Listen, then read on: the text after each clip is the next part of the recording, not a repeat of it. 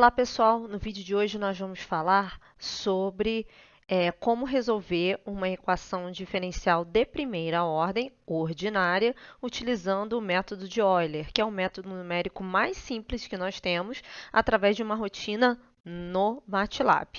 Então, antes da gente passar propriamente dito para a rotina, nós vamos resolver algebricamente uma EDO simples e depois a gente vai comparar a solução obtida, né, de forma analítica com a solução obtida de forma numérica, tá? Então, essa aqui é uma EDO de primeira ordem, tá? Que a gente costuma utilizar para resolver o método do chamado fator integrante, tá? Então, para resolver por esse método, a gente vai começar com o passo 1, que é justamente o cálculo do fator integrante. Então, vamos lá. Passo 1, cálculo do fator integrante.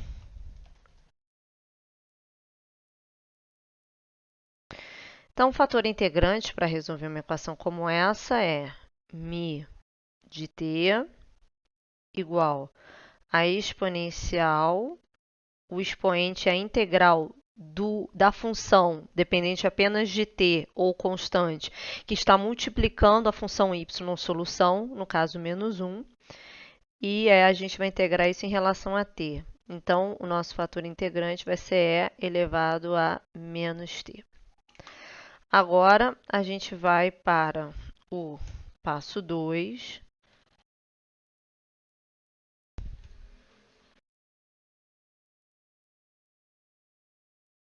que é a utilização do fator integrante e resolver essa equação.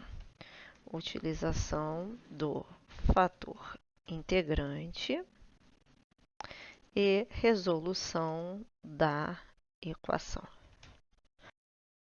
Bom, então, esse fator integrante ele serve para quê? A gente vai pegar a equação original, vamos multiplicar os três termos dela por a elevado a menos t. Então, vou ter a elevado a menos t vezes y' menos e elevado a menos t vezes y igual a menos e elevado a menos t. Deixa eu botar o t primeiro como estava, que eu acho que vai ficar mais elegante.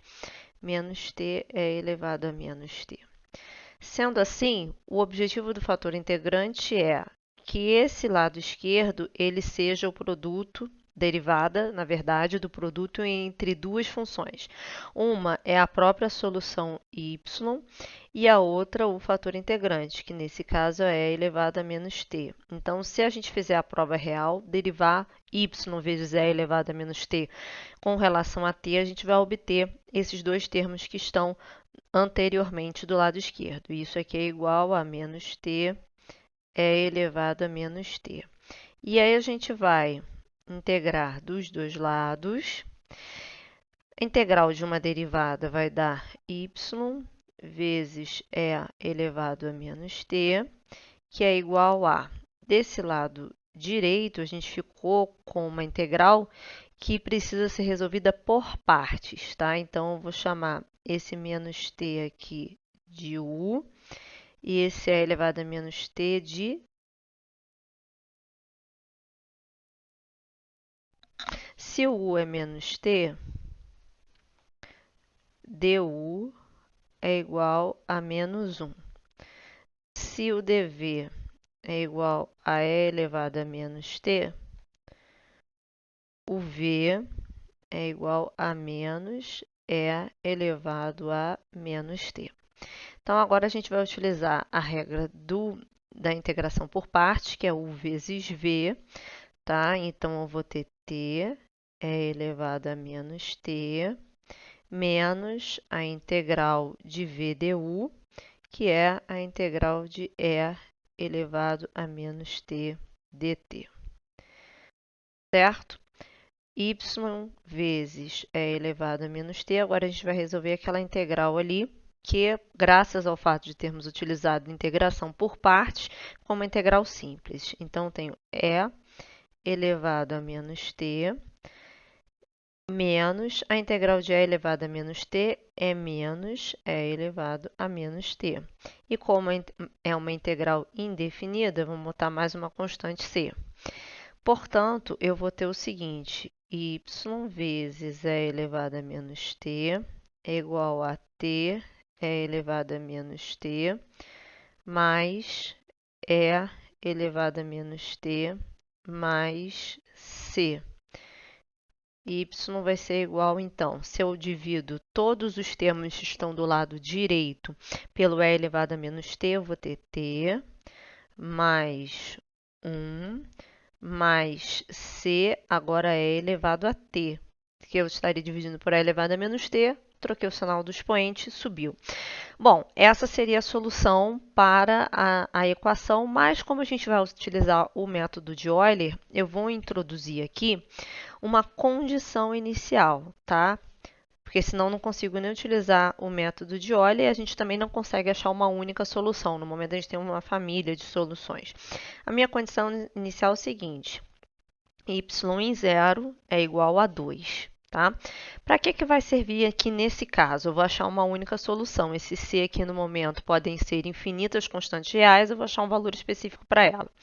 Então, considerando que y de 0 é igual a 2, eu vou ter, então, 0 mais 1 mais c é elevado a 0 igual a 2.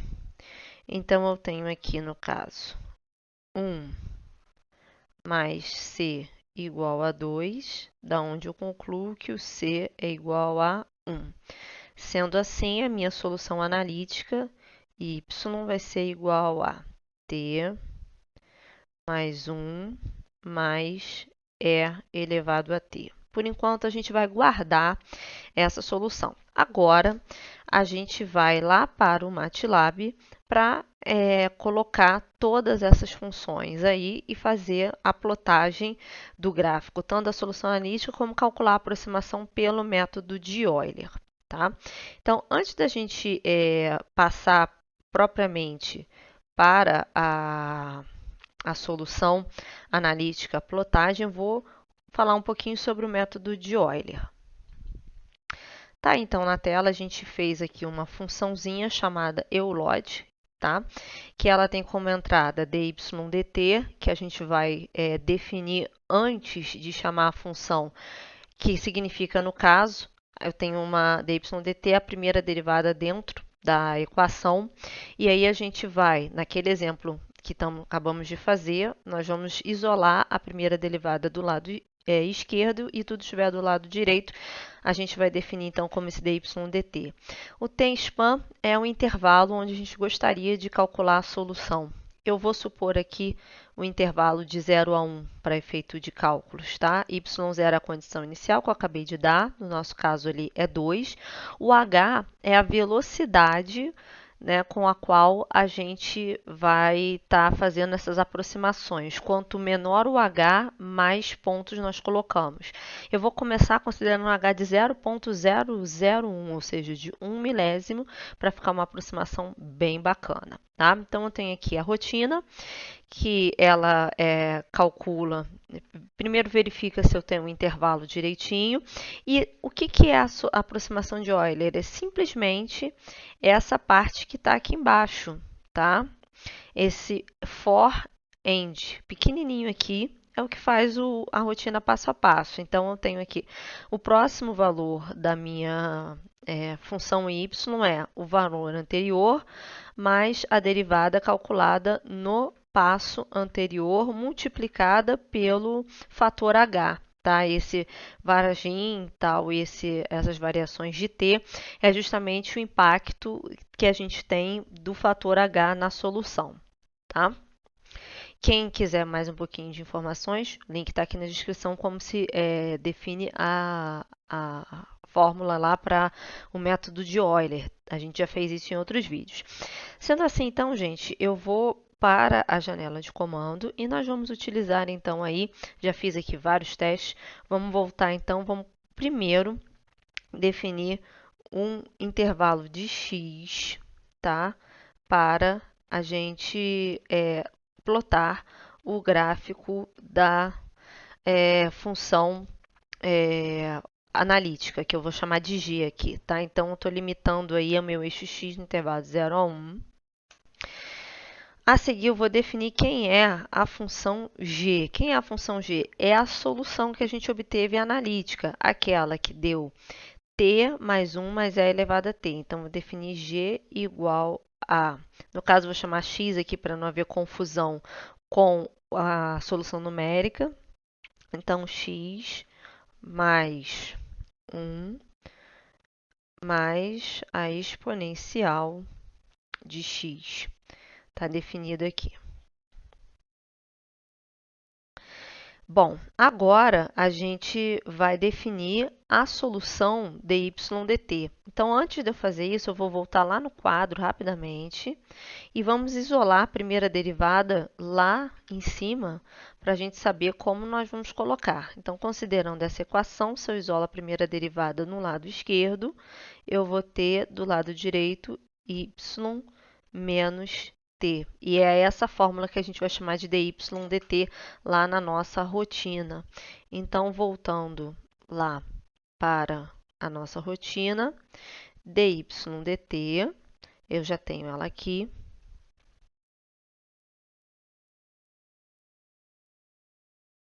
Veja, estou chamando, né, ty, e aqui é y menos t, que é o que a gente viu lá. Beleza. Agora sim eu vou utilizar o solver, que é ty igual a eulog de dy dt, que a gente acabou de definir. Como eu havia dito, eu vou fazer um intervalo de 0 a 1, tá? Considerei minha condição inicial para y2 e eu vou utilizar o intervalo, o passo, né, o tamanho do h 0,01. Pronto, fizemos o solver. Agora vem a parte da plotagem dos gráficos. Eu vou querer plotar os gráficos tanto da parte do numérico que a gente acabou de gerar, quanto da parte da função analítica. Então, eu vou começar aqui com o plot xg, e aí eu vou chamar de vermelho com tracinho a plotagem da função analítica. Agora eu vou colocar o plot da parte da solução numérica. Como eu quero as duas na mesma, eu vou colocar hold on, plot t, y, e vou querer que esteja em azul. Tá? E aí eu vou colocar uma etiqueta, né? Uma legenda para o meu eixo horizontal, que eu vou chamar de t, que é a variável, e vou colocar uma legenda para o meu eixo vertical, que eu estou chamando de y. Sendo assim, é previsível que a gente encontre, então, o gráfico que eu vou mostrar numa janela auxiliar. Tá aí, gente. Percebam que os dois gráficos deram um sobreposto ao outro, né? Lembra que a minha solução analítica está em vermelho, a solução numérica está em azul, está um sobreposto ao outro. Só para efeito de vamos verificar como pode ser esse gráfico diferente, eu vou fazer o seguinte, eu vou modificar o tamanho do passo H. Tá? Então, eu vou diminuir um pouco, eu botei 0,001, um milésimo era bem grande. Eu vou diminuir um pouco para ver a diferença entre uma aproximação e a solução original. Tá? Então, voltando aqui, lembra que a gente, para rodar, a gente usou essa rotina aqui, né, t e y, recebendo os valores lá da nossa função. E aqui eu vou colocar, então, para 0,25. Aliás, acho que 0,1 tá bom. Tá? 0,1. E aí agora eu vou novamente plotar os valores aproximação. E aí vamos ver como é que vai ficar, como é que ficou o gráfico. Bom, mudando lá a janela, vejam que agora sim a gente tem aí uma diferença entre um e o outro, tá? Então a aproximação está um pouquinho diferente em relação à solução original. E aí no início elas estão mais próximas, depois se diferenciam um pouco. Por quê? Porque a gente usou menos pontos para compor essa função. E aí então aparece um certo erro do método numérico. Certo? Então é isso, gente. O que nós fizemos aqui foi um método de Euler no MATLAB, plotamos aí uma solução analítica para comparar com uma solução numérica, foi gerada através de um solver, uma funçãozinha que nós mesmos desenvolvemos para conseguir captar então o conjunto de pontos que descreve a solução de uma determinada equação diferencial ordinária de primeira ordem. Espero que vocês tenham gostado desse vídeo. Curtam, compartilhem o nosso canal. Espero vê-lo numa próxima oportunidade. Até mais!